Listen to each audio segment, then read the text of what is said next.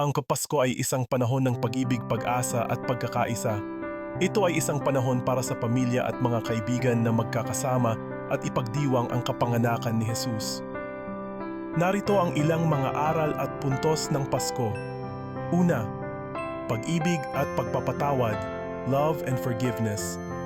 Ang Pasko ay isang panahon para ipakita ang ating pag-ibig sa ating mga mahal sa buhay at patawarin ang mga nagkasala sa atin. Ang kapanganakan ni Jesus ay isang simbolo ng pag-ibig ng Diyos para sa sangkatauhan. Pangalawa, pag-asa at pananampalataya. Hope and faith. Ang Pasko ay isang panahon para magkaroon ng pag-asa sa hinaharap at magtiwala sa kapangyarihan ng Diyos.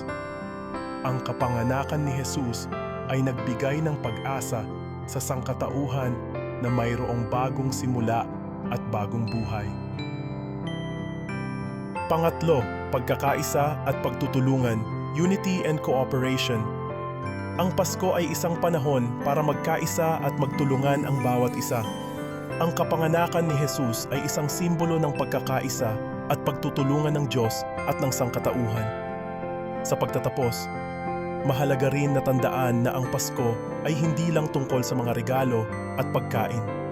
Ito rin ay isang panahon para magnilay at magpasalamat sa mga biyaya na natanggap natin sa buong taon. Thanks God nawa nagustuhan nyo ang video. Sa ngayon lang po nakapanood ng video. I follow nyo po si Brother Chris sa kanyang YouTube. Please subscribe at Bro Chris channel at follow sa kanyang Reels at like. Subscribe, share and comment. Thanks for watching and listening. God bless you. The Word of God is a guide in daily life.